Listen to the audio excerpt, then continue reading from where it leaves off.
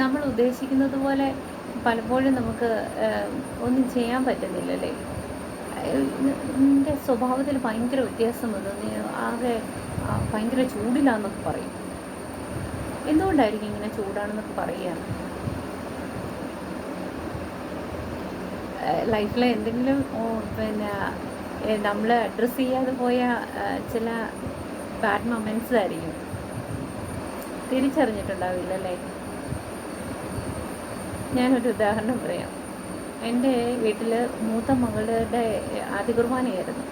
വീട്ടിൽ കാര്യങ്ങളെല്ലാം വെളുപ്പിനെ എഴുന്നേറ്റ് കുട്ടീനെ ഒരുക്കി പള്ളിയിൽ പോയി, വരുന്ന ഗസ്റ്റിനെ എല്ലാം സ്വീകരിച്ചു. ഒരു വൈകുന്നേരം വരെ ഫംഗ്ഷൻ ഉണ്ടായിരുന്നു, അടിപൊളിയായിട്ടെല്ലാം പോയി. പക്ഷേ ഒരു 10-11 മണി ആയപ്പോഴത്തേക്ക് എല്ലാവരും പോയി.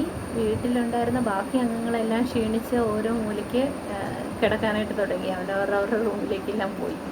പക്ഷേ കാര്യങ്ങളെല്ലാം ഈ ചെയ്ത് എടുത്തു വെച്ചിരുന്ന ഭക്ഷണ സാധനങ്ങൾ, പിന്നെ ഒരു മേശ, കസേര, ഇങ്ങനെയൊക്കെയുള്ള കാര്യങ്ങൾ ഇങ്ങനെ കിടക്കുക.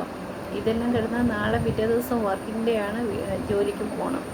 ഇത് ചെയ്യാതെ പോയാൽ എന്ത് ചെയ്യും? ഉത്തരവാദിത്വം നമുക്കാണ്. അപ്പം ഹസ്ബൻഡ് കുറച്ച് കാര്യങ്ങളൊക്കെ പുറത്തേക്ക് കൊണ്ട് കൊടുക്കാനുണ്ടായിരുന്നു. ആ സമയത്ത് പോയിരിക്കുകയാണ്. ഒരു 9 മണി ആയപ്പോഴെങ്ങാണ്ട് പോയതാണ്, തിരിച്ച് വന്നിട്ടില്ല 11:30 ആയിട്ട്. അപ്പം ഞാൻ എന്ത് ചെയ്തു, എന്നെക്കൊണ്ട് പറ്റുന്ന കാര്യങ്ങളിങ്ങനെ പയ്യെ പയ്യെ ചെയ്യുക. പക്ഷെ ഉള്ളിൻ്റെ ഉള്ളിലേക്കൊരു വേദന വരാനായിട്ട് തുടങ്ങി. അവരും കൂടെ ഉണ്ടായിരുന്നില്ല. പക്ഷെ അവർ പോയി കിടന്നു. എനിക്കും കിടക്കാമായിരുന്നു, ഉറങ്ങണം, നാളെ ജോലിക്ക് പോകേണ്ടതാണ്, ഇങ്ങനെയൊക്കെയുള്ള ചിന്തകൾ ഇങ്ങ് വന്നു. അതിനുശേഷം ആ ചിന്ത വെച്ചുകൊണ്ട് ഞാൻ ഇങ്ങനെ ഈ ബാക്കി കാര്യങ്ങൾ ചെയ്തുകൊണ്ടിരിക്കുകയാണ്. ഹസ്ബൻഡ് ഒരു 12 മണി ആയപ്പോഴത്തേക്ക് തിരിച്ചു വന്നു. വന്നു കഴിഞ്ഞപ്പോഴത്തേക്ക് നീ ഇതെന്താ ഇവിടെ ഇരിക്കുന്നത്, ഇതെടുത്ത് വെക്കാൻ പാടില്ലായിരുന്നു ചോദിച്ചപ്പോഴത്തേക്ക് പുള്ളി മടുത്താണ് വന്നത്. ഞാനും അതേ മടുപ്പിൽ തന്നെയാണ് നിൽക്കുന്നത്. ചോദിച്ചപ്പോഴത്തേക്ക് എനിക്ക് പെട്ടെന്ന് അങ്ങോട്ട് അത് അക്സെപ്റ്റ് ചെയ്യാൻ പറ്റിയില്ല. ആ നല്ലൊരു ദിവസം കഴിഞ്ഞു, നമ്മൾ കിടന്നുറങ്ങാൻ പോകുന്ന ആ ഒരു മൊമെൻറ്റിലാണ് ഈ സംഭവം ഉണ്ടാകുന്നത്. ഇതെന്താ എടുത്ത് വെക്കാത്തതെന്ന് ചോദിച്ചപ്പോഴത്തേക്ക് ഇവിടെ ഞാൻ മാത്രമല്ലല്ലോ എന്നുള്ളൊരു ക്വസ്റ്റ്യൻ അങ്ങ് വന്നു. ഒരു നിമിഷം കൊണ്ട് തന്നെ ഞാനവിടെ അത് സ്റ്റോപ്പ് ചെയ്തു. കാരണം അത്രയും കേട്ടതേ ഉള്ളൂ, അപ്പുറത്തുനിന്നുള്ള സ്ട്രെസ്സിൻ്റെ വേദനകൾ ഇങ്ങനെ മഴയായിട്ട് പൊഴിയാനായിട്ട് തുടങ്ങി. പിന്നെ ഞാനും കൂടെ അത് അതിൻ്റെ ബാലൻസായിട്ട് പറയാനായിട്ട് വെമ്പി വന്നിട്ടുണ്ട്. മനസ്സത്ര നല്ല രീതിയിലല്ല അത് കേൾക്കുന്നതും. എനിവേ ഞാൻ എൻ്റെ നാവിനെ അങ്ങ് ഹോൾഡ് ചെയ്തു. കാര്യങ്ങൾ ചെയ്ത് പെട്ടെന്ന് തന്നെ ഞാനത് എടുത്ത് വെച്ചോളാം എന്ന് പറഞ്ഞ് എടുത്ത് വെച്ച് കാര്യങ്ങൾ ചെയ്ത് ഒരു 1 മണി ആയപ്പോഴത്തേക്ക് അത് വൈൻഡപ്പ് ചെയ്ത് പോയി കിടന്നുറങ്ങി. വെളുപ്പിനെ എഴുന്നേറ്റ് വീണ്ടും അടുത്ത ദിവസം ജോലിക്ക് പോയി. പക്ഷേ ജോലിക്ക് പോയി പിറ്റേ ദിവസം അവിടെ ചെന്നപ്പോഴത്തേക്ക് ചെറിയ കാര്യങ്ങൾ വരുമ്പോഴത്തേക്ക് എനിക്ക് പെട്ടെന്ന് ദേഷ്യം വരികയാണ്. ഇന്നലത്തെ ആ മടുപ്പ് അങ്ങോട്ട് മാറിയിട്ടില്ല. അപ്പം ചെറിയ കാര്യങ്ങൾക്ക് പോലും ദേഷ്യം വരുന്നു. കോളേജിൽ കഴിഞ്ഞ് വീണ്ടും വീട്ടിൽ വന്നപ്പോഴത്തേക്ക് എന്തൊക്കെയോ കാര്യങ്ങൾ വീണ്ടും അവിടെ കിടക്കുകയാണ്. ശരിയായിട്ടില്ല. ഇന്നലത്തെ എൻ്റെ ബാക്കി കുറച്ച് കാര്യങ്ങളിവിടെ പിന്നെയും ഉണ്ട്. അങ്ങനെ വരും. വന്നു കഴിഞ്ഞപ്പോഴത്തേക്ക് എനിക്ക് എന്തെന്നില്ലാത്ത ദേഷ്യം ഇങ്ങനെ ഉള്ളിൻ്റെ ഉള്ളിൽ. അപ്പം കുട്ടികൾ ചോദിക്കുന്നു, അതിന് ഭയങ്കര ദേഷ്യപ്പെട്ടാണ് ആൻസർ ചെയ്യുന്നത്. മാതാപിതാക്കളെ എന്തെങ്കിലും പറഞ്ഞെങ്കിലും നമുക്കത് ഇറിറ്റേഷനോടുകൂടിയാണ് അതിൻ്റെ കാര്യങ്ങളെല്ലാം പറയുകയും പ്രവർത്തിക്കുകയും ചെയ്യുന്നത്. അപ്പം ഈ ദിവസങ്ങൾ, ഇതിൻ്റെ ആഫ്റ്റർ എഫക്റ്റ് ഇങ്ങനെ ദിവസങ്ങൾ കഴിഞ്ഞു പോകുന്നുണ്ട്. അപ്പോൾ തന്നെ എല്ലാവരും പറയാനായിട്ടും ചിന്തിക്കാനായിട്ടും തുടങ്ങി, ഇവയ്ക്കിതെന്ത് പറ്റി, ഭയങ്കര ദേഷ്യമാണല്ലോ. പിള്ളേർ പറയുന്നു, അമ്മയ്ക്ക് ഭയങ്കര ദേഷ്യമാണ്, ഒന്നും നേരെ ചൊവ്വേ ഉത്തരം പറയുന്നില്ല, ചെയ്തു തരുന്നില്ല, ആകെ അലമ്പ്. ഇതിൻ്റെ കാരണം എന്തായിരിക്കും? ആ ഫംഗ്ഷൻ നടങ്ങുന്ന സമയത്ത് എൻ്റെ ഉള്ളിലുണ്ടായ ചെറിയ തോന്നലുകൾ, വിചാരങ്ങൾ, ആ മടുപ്പിൽ നിന്ന് വന്ന കുറേ കാര്യങ്ങളാണ്. ആരെയാണ് കുറ്റം പറയേണ്ടത്? ആരെയുമല്ല. ആ ഫംഗ്ഷനിൽ നമ്മൾ തന്നെയാണ് കാര്യങ്ങൾ ചെയ്യുകയും ആ കാര്യങ്ങളെല്ലാം ഭംഗിയായിട്ട് കൊണ്ടുപോവുകയും ചെയ്യേണ്ടത്. എവിടെയാണ് കുഴപ്പം പറ്റിയത്? എന്നെ തന്നെയായിരുന്നു ഞാൻ കറക്റ്റ് ചെയ്യേണ്ടത്. ഞാൻ എന്നെ ഇത് എപ്പോഴാണ് ഞാനത് കറക്റ്റ് ചെയ്യേണ്ടത്? ആ ഫങ്ഷനെല്ലാം കഴിഞ്ഞ് ഞാൻ എനിക്ക് എൻ്റെ ഉള്ളിൽ ഒരു വേദന ഉണ്ടായിരുന്നു എന്ന് ഞാൻ എന്നെ തന്നെ അഡ്രസ്സ് ചെയ്യണമായിരുന്നു.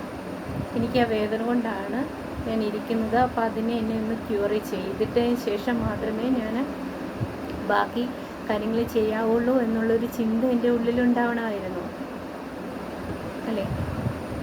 നമുക്കും പലപ്പോഴും ഇങ്ങനെ സംഭവിക്കുന്നതിൻ്റെ കാരണം എന്താണെന്നറിയോ? നമ്മുടെ ഉള്ളിലെ വേദനകളെ നമ്മൾ ആക്സെപ്റ്റ് ചെയ്യാതെ, അതിനെ പൂർണ്ണമായിട്ടും മാറ്റാതെ നമ്മുടെ മറ്റുള്ളവരുടെ അടുത്ത് പെരുമാറുമ്പോൾ തീർച്ചയായിട്ടും ആ ബന്ധത്തിൽ ഒരു ചെറിയ പ്രശ്നങ്ങളുണ്ടാവാം, അകൽച്ചകളുണ്ടാവാം, വേദനകളുണ്ടാവാം, ഉണ്ടാവും.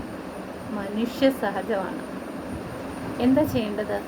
വേദനകളെ നമ്മൾ അക്സെപ്റ്റ് ചെയ്യുക, അത് മാറ്റുക, അതിനുശേഷം മാത്രം മറ്റുള്ളവരുടെ അടുത്ത് പെരുമാറുക, സംസാരിക്കുക. ഇതിനെന്താ ചെയ്യണ്ടേ? ആദ്യം നമുക്ക് തന്നെ നമ്മളെ ഒന്ന് സ്നേഹം വേണം, അല്ലേ? സ്വന്തം സ്നേഹം ഉണ്ടെങ്കിലേ മറ്റുള്ളവരെ സ്നേഹിക്കാനായിട്ട് പറ്റും. എന്താ ചെയ്യേണ്ടത്? സ്വന്തമായിട്ട് സ്നേഹം വരാനായിട്ട് നമുക്ക് ചെയ്യാൻ പറ്റുന്ന നല്ല കാര്യങ്ങൾ, അല്ലെങ്കിൽ നമ്മൾ നേരത്തെ കുഞ്ഞുനാളിൽ ചെയ്തുകൊണ്ടിരുന്ന കുറേ കാര്യങ്ങൾ നമ്മൾ ചെയ്യുക. അപ്പം നമ്മുടെ ഉള്ളിൽ നമ്മളോട് തന്നെ സ്നേഹം ഉണ്ടാവും. നമുക്കിഷ്ടമുള്ള കാര്യങ്ങൾ ചെയ്യണം. നമുക്കായിട്ട് തന്നെ നമ്മൾ പല കാര്യങ്ങൾ ചെയ്യാനായിട്ട് ഒരു 10 മിനിറ്റ് സമയമെങ്കിലും നമുക്കായിട്ട് മാറ്റിവെക്കണം. പൂർണ്ണമായിട്ടും കുടുംബത്തിന് കൊടുക്കുന്നവരാണെന്നുണ്ടെങ്കിൽ ഒരു 10 മിനിറ്റ് നമുക്കായിട്ട് തന്നെ മാറ്റിവെക്കണം. എങ്കിൽ ആ ഒരു ബാലൻസ്ഡ് ആയിട്ട് നമുക്ക് ഈ കാര്യങ്ങളൊക്കെ ചെയ്തുകൊണ്ട് പോകാനായിട്ട് സാധിക്കത്തുള്ളൂ.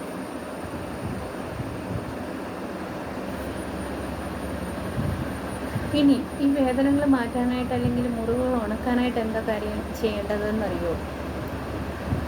വേദനകൾ അക്സെപ്റ്റ് ചെയ്യണം. രണ്ടാമത്, നമ്മൾ ചെറിയതായിട്ടൊരു കുറിപ്പ് എഴുതി വയ്ക്കുക. എനിക്ക് ഇന്ന പ്രശ്നം ഉണ്ടായി, ഞാനത് മാറ്റിയിരിക്കുന്നു. വളരെ നല്ല ഒരു പ്രാക്ടീസാണ് കേട്ടോ. അതേപോലെ തന്നെ നമ്മുടെ കുടുംബത്തിലുള്ളവരുണ്ട് ഒന്നിച്ചിരുന്ന് ഭക്ഷണം കഴിക്കണം, സംസാരിക്കണം, തുറന്ന് സംസാരിക്കാനായിട്ടുള്ള ഒരു വേദി ഉണ്ടാവും. അതിൽ ഇമ്പോർട്ടൻ്റ് ആയിട്ട് എല്ലാവരും സന്ധ്യാപ്രാർത്ഥന നടത്തണം. അതും കുടുംബത്തിൽ ഒന്നിച്ചിരുന്ന് സന്ധ്യാപ്രാർത്ഥന നടത്തണം. ഇതൊക്കെയാണ് നമ്മുടെ നല്ല പ്രാക്ടീസുകളിലൂടെ മാത്രമേ നമുക്ക് നല്ല റിലേഷൻസ് ബിൽഡ് ചെയ്യാനായിട്ട് സാധിക്കത്തുള്ളൂ. അത് കുടുംബത്തിലായാലും പൊതുസമൂഹത്തിലായാലും. വേറൊന്നുമില്ല ഞാൻ പറഞ്ഞു വന്നത്. ആദ്യം നമ്മളെ തന്നെ ഒന്ന് ശാന്തമാക്കുക, അതിനുശേഷം നമ്മൾ കാര്യങ്ങൾ ചെയ്യുക. തീർച്ചയായിട്ടും അതിൻ്റെ റിസൾട്ട് വളരെ മികച്ചതായിരിക്കും.